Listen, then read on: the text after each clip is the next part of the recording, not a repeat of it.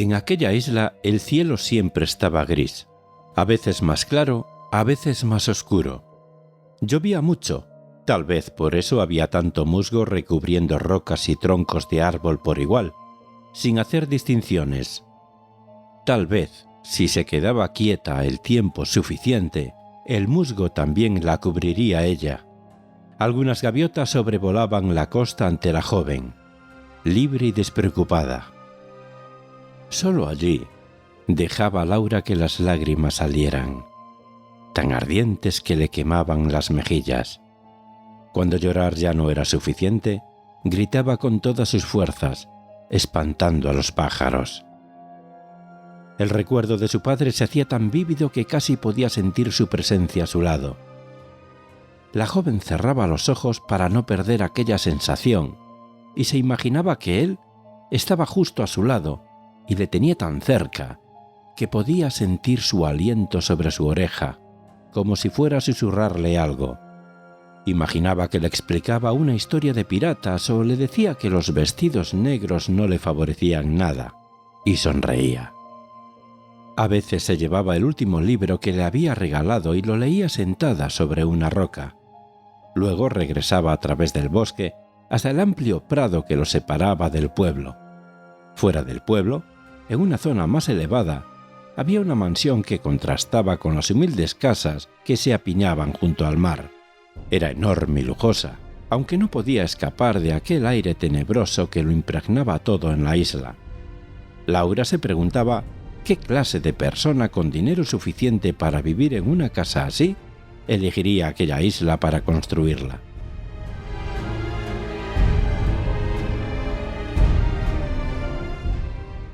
Por las noches, después de cenar en un silencio sepulcral con su tío, se encerraba en su habitación y se dedicaba a tratar de abrir la caja japonesa de su padre sin éxito, hasta que terminaba durmiéndose, rendida.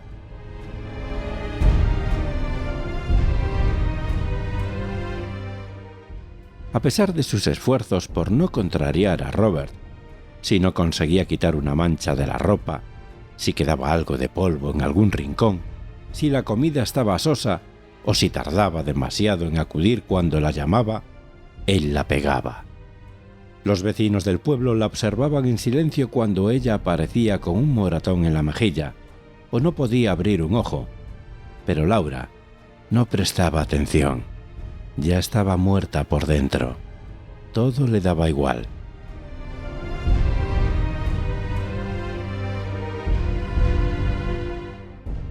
Un día Robert le dio un puñetazo en el estómago por no haberse acordado de comprar huevos. Laura se dobló hacia adelante con ambas manos en la zona golpeada y perdió el equilibrio, cayendo al suelo a 4 patas. «Deja de lloriquear como una niña pequeña», la reprendió el hombre con sequedad. Se acercó y la empujó con el pie bruscamente, haciéndola caer boca arriba. «No eres más que un estorbo».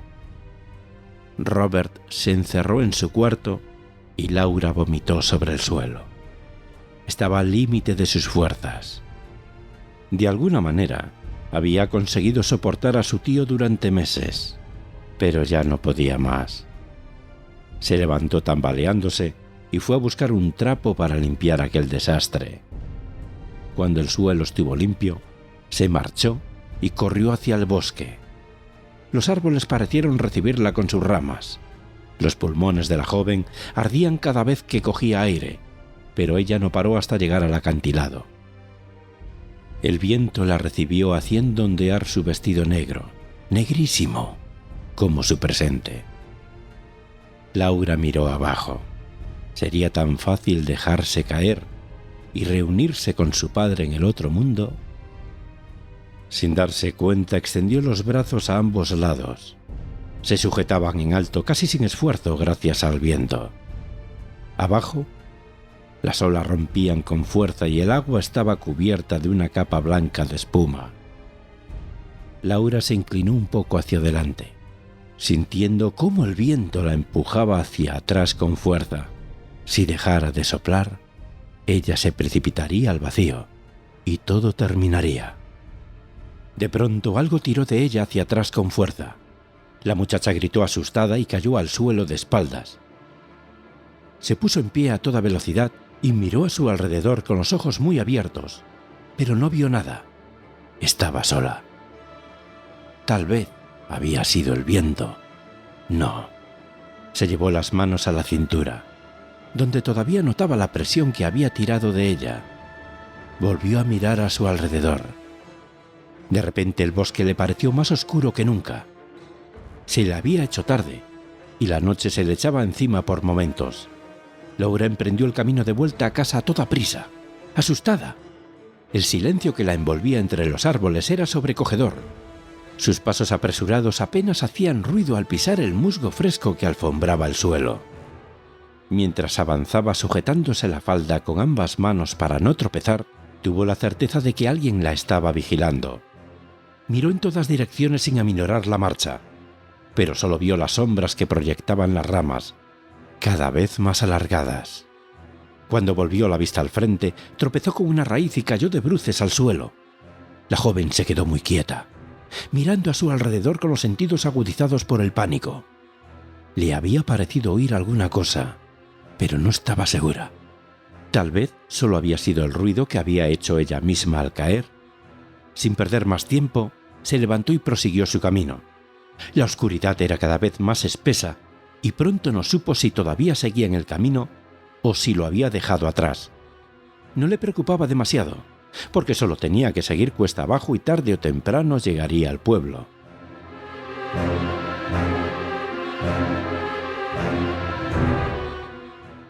De pronto, se encontró en una zona sin árboles, una especie de loma rocosa desprovista de vegetación. Entre las rocas volcánicas había cavidades llenas de agua que despedía columnas de vapor hacia el cielo. Parecía un paisaje sacado del infierno, y la imaginación de Laura echó a volar. Detrás de cada roca, en cada sombra podía ver algo acechándola.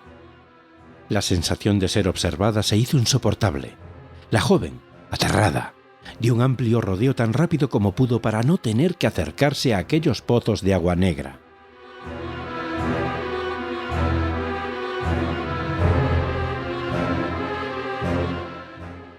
Cuando por fin salió de la arboleda, corrió por el prado hacia la casa de su tío como alma que lleva al diablo. Estaba segura de que alguien la seguía, pero ni siquiera se atrevió a girarse. Temía encontrarse con una especie de monstruo o algo así. Ya veía su casa, alzándose solitaria junto al mar. Estaba tan cerca. La joven subió los 2 escalones del porche de un salto y se plantó ante la puerta. Preparada con la llave, alcanzó la cerradura. Abrió la puerta y entró a toda velocidad, cerrando de un portazo tras ella. Corrió hacia su habitación y se encerró en ella, como si allí nada pudiera hacerle daño.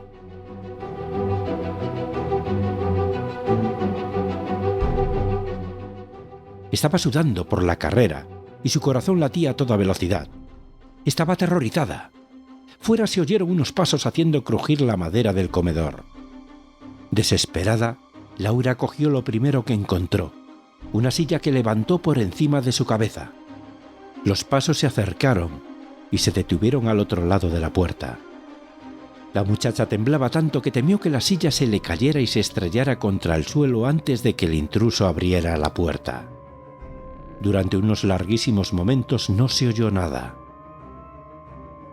Luego, los pasos se alejaron.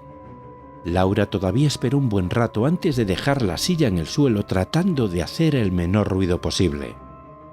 Con manos temblorosas se sirvió un vaso de agua de una jarra que siempre tenía en la mesita de noche y se lo bebió de un trago.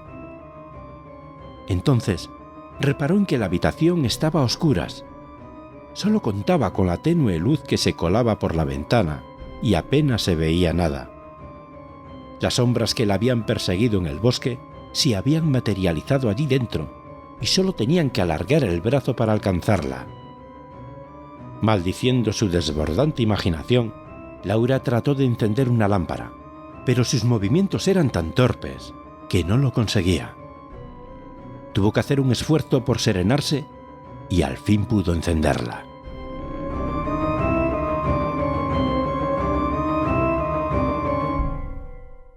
De inmediato las sombras retrocedieron y temblaron a la luz de la pequeña llama que ardía tras la campana de cristal. Laura se quitó el vestido y vio que se había despellejado una rodilla al caer al suelo en el bosque. Ni siquiera se había dado cuenta. Con un pañuelo empapado, se limpió la herida y luego hizo un improvisado vendaje con el mismo pañuelo. Después, se metió en la cama con la cajita japonesa y se abrazó a ella.